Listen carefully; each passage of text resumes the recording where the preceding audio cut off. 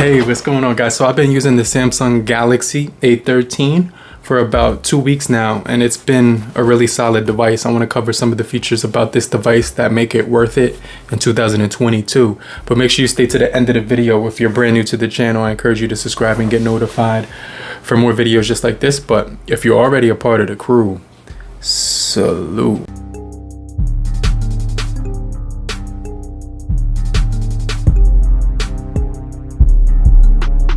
So let's just jump into the top 5 reasons to buy the Samsung Galaxy, A13 LTE model right here. Now there's a LTE model and there's also a 5G model, but a lot of people don't really use 5G, or they just don't pick it up in their area because coverage isn't the same nationwide. It's a lot different if you live in a different area, where a lot of people in the urban area will get really good coverage, but sometimes outside areas in the suburban areas surrounding the urban areas usually don't get great 5G connection. But let's just jump off to the top reason, and that's going to be the price. Now, starting off at $169, depending on where you pick it up, you can get it for $169, but I'll make sure I leave the cheapest link down below. I've actually picked mine up for $190, but then shortly after that it went on sale, so you're actually getting a really good deal because this device has been heavily discounted, $30 right now. So the price is extremely valuable because you're going to get good updates on here. You're going to get at least, I would say, 1 or 2 major updates, as well as 3-year security updates, maybe even 4. But Samsung Galaxy A series has been really popular over the last few years, and that's because it saves the consumer a lot of money when it comes to the overall price. But then they're also able to hold on to this device for a pretty long-term period. They've actually been extending the amount of time that you can use their devices. And I remember when I got the A30 up in 2019 in December, and that device is still good in 2022. So that goes to show you how great they support their devices. But the price is really good, and the second reason is the updates. You're going to get Android 12 right now out of the box. It comes with that, whereas a lot of phones right now were being released with Android 11, which is going to actually be bad for the long term of the device, because that means they can't get out the if this device was shipped with the 12 already, then it's going to get 13 and 14. But if you only get 11, then you're only going to get 12 and 13. So this has the advantage because it was shipped with Android 12, which is really cool. So that's like really good about this device. Now, there are some features that are missing from this device, which basically cut the cost down. But one of the things that they did add from last year's A12, it didn't have it, but this year it does have it, is the NFC feature. So you could use NFC with this device, which is really cool. I didn't expect that because this device is only like $180, and it has that feature where a lot of phones don't even have that feature. Even at $300, $400, you won't get that feature. So I think it's pretty solid that the A series has that feature, because that means that you can make your mobile payments as well. So that's something that's pretty cool, because you can make your mobile payments. You could if you forget your wallet somewhere, you could use this phone to pay as well. So like I said, it's going to be a really good price. You're also going to get great software updates, right? And then obviously this device will be supported for a pretty long time. And then the NFC feature is really cool. But this guy has a plastic build. It also does have quad cameras, which I'm going to get into in a little bit more detail. So starting out with the main camera, you get a 50 megapixel camera on the rear, which is the main shooter. We also do get a 5 megapixel ultra wide camera paired along with it.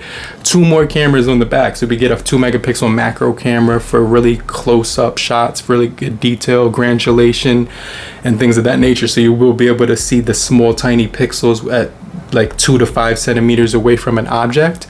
You also do get depth photos, as well as the wide angle, which will give you 120 degrees angle point of view. So that means if you're standing up close to an object and you want to capture something in front of you, you won't have to take a step back. You could actually hit the 0.5 option on the camera in video and photos, and it will allow you to take that really nice scene that you were trying to get. So I really like that part. So that's the 4th reason, right? Because the cameras are going to be really sharp. You're going to get really good portraits with this device. So I'll make sure I leave some samples so you could take a look at that, right? Hey, what's going on, guys? So this is the front facing camera on the A13. Let me know how the microphones sound, but also let me know how the image quality looks.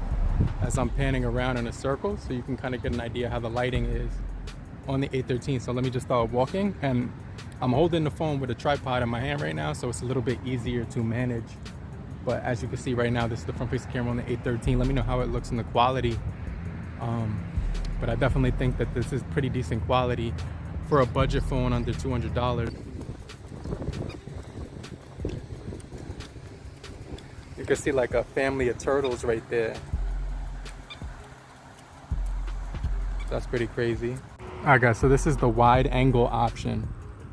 So you can see how much I'm actually able to get in one single shot. So it just looks really cool when it comes to the wide angle, because you're gonna get a 120 degree angle of perspective view, which is pretty much what like people see when they look out their eyes. I think like the average person can see this point of view. So the fact that cameras can do this now is really cool, because it gives you a larger scope to look at as well. This device is going to have a lot for a little, right? It's going to have a lot for a little, so it's going to be pretty cool, because you're going to be spending a little bit of money, but you're going to be gaining some really good stuff here. So right, we do get a really good panel on here, 6.6 inches when it comes to the screen, and you can actually see the colors really vivid on here, because it's going to have 400 pixels per inch, 1080 panel as well, with the 2408 when it comes to the resolution. So it's going to be really solid when you look at this device, even in outdoors. When I look at it with a camera, it's going to be harder to see it, but at the naked eye, it gets plenty bright, plenty sharp, and the viewing angles aren't the best in the entire universe, but just consider the price that you're spending for this device, and just keep that in mind before you judge it, because this device is actually a really good value for somebody who's trying to save some money. Maybe you're on a tight budget, maybe you just want a vacation, you're saving up for a trip, right? Or maybe you just want to, you know, have a good savings account and have it a little bit fatter than it would if you purchased the S22 Ultra. You'd put $800 back in your pocket getting this guy, and you could use it for the next 3 years, which I think is something that's pretty cool, because a lot of people like to use their phone for a really long time. They don't like to update every single year. So I definitely think that's important, because many people are going to be looking to get their devices, you know, updated, and this is something that they didn't slack out on. So Samsung has been paying attention over the last years. They know how important updates are. A lot of companies need to focus just on that thing alone, is the updates. But Samsung, Google, OnePlus has that down. Even Motorola has been really good when it comes to that. LG used to be able to be really good at that as well. But the next thing I want to talk about with this device is the performance. We have the Exynos 850, which is going to be kind of like a mid-range processor, entry-level mid-range processor, which is going to give you extreme high graphics. You get good frame rates on here. But I was really surprised with the frame rates that I was getting when I was playing Call of Duty Mobile and PUBG Mobile on here. So everything ran smoother than I actually anticipated. So I was really surprised with that.